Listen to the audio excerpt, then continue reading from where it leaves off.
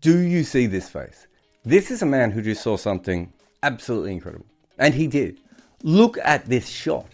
This is not what a normal batter would do. It's a slog across the line. But the word slog, it doesn't fit in the mouth correctly here. Because this was so technically perfectly played with a still head. He wasn't trying to overhit it or clear his front leg. He just destroyed the ball.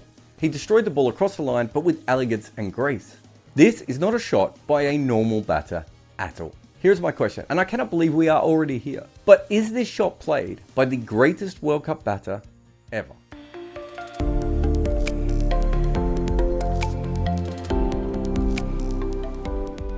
This video is brought to you by Wicket Cricket Manager.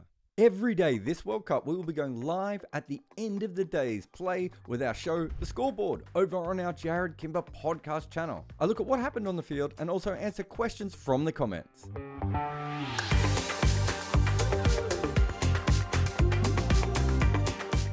Okay, so the last question might have melted your mind a little bit, and that's fine. But this is why I'm asking. As you may have heard today, Rohit Sharma now has the most hundreds in a World Cup of any male player ever. That is an extraordinary stat, being that he is only playing at the start of his third World Cup. This led me to look up which players have the most World Cup runs. Only 23 have ever scored more than 1,000, and there are no scrubs on this list.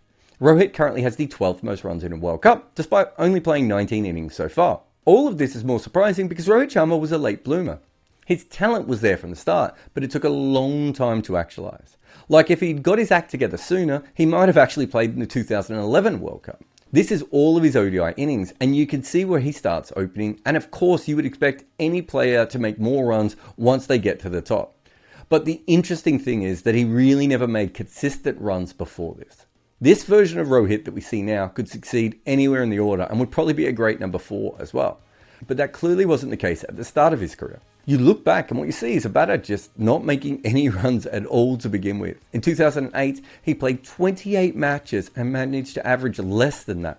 In 2012, it was 14 matches, and again, he averaged less than that.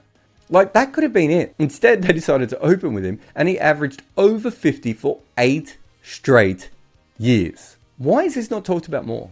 Well, there actually are a couple of reasons that make sense. One is simply his teammate was better. Kohli made 1,000 more runs than Rohit did in that same time period, albeit from 18 more innings.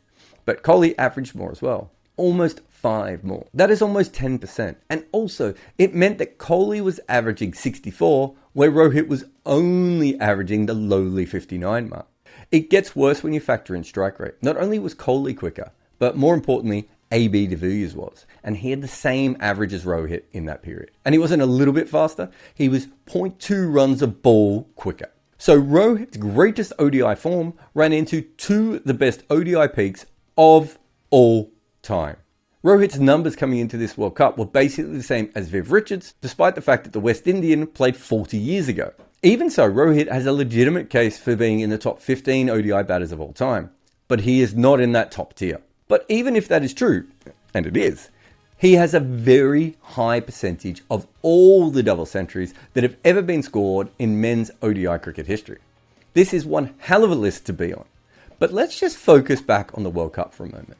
Have you ever wondered how I watch so much cricket? I use VPNs to log into accounts from all around the world. But because before, even simple things like when something exciting would happen in a match, I would rush over to social media, and when I got there, the clips would say something along the lines of, "This video is not available in your area." In fact, most of the coolest cricket stuff in the world at the moment is geo-blocked because some random board didn't sign a deal where you happen to live.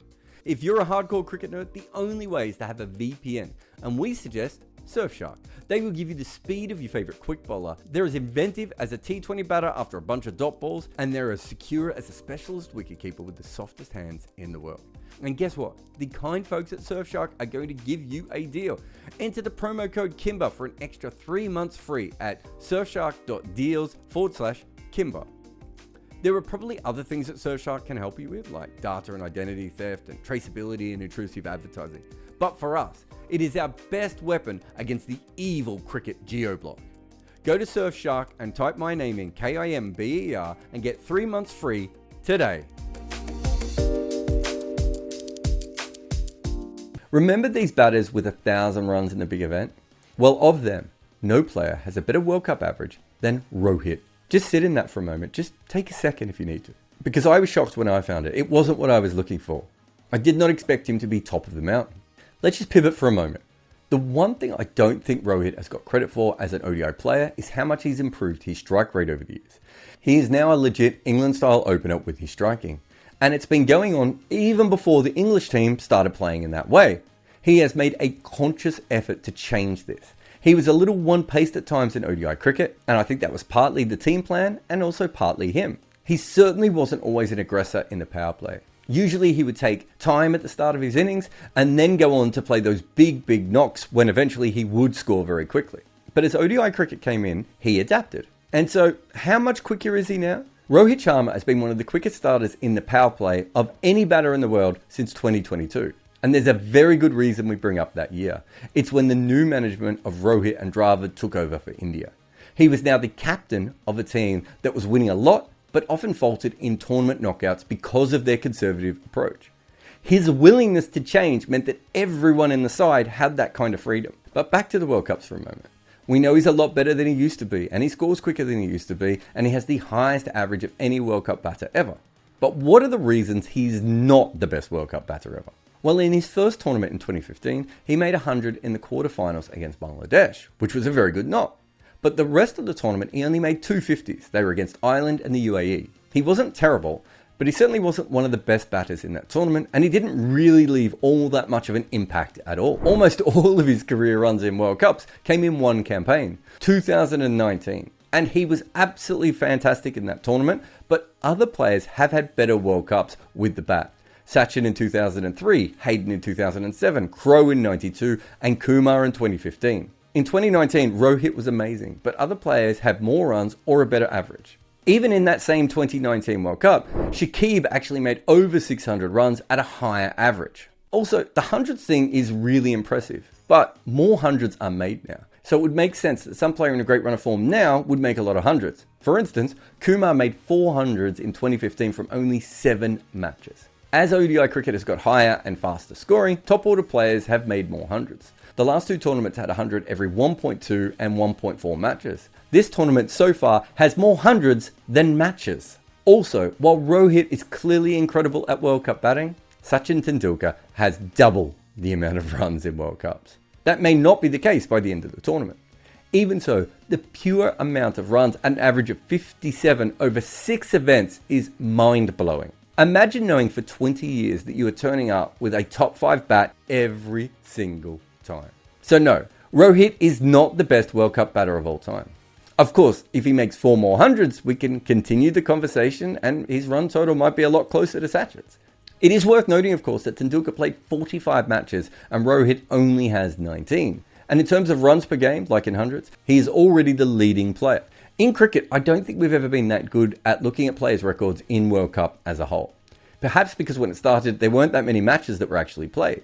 But now we have a pretty good idea of how players perform in World Cups compared to smaller tournaments and bilaterals. So while Rohit is not the best World Cup batter of all time, he does have an incredible rise in his average when he's actually playing at World Cups. And based on his form at the moment, you can only assume he's going to make a lot more runs in this tournament. Players who make the game look as easy as him get judged harsher.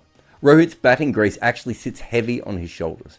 Because he has more time, people think he should make runs every single occasion he is at the crease. So even in averaging 50 in ODIs, it feels like he's leaving some runs on the board.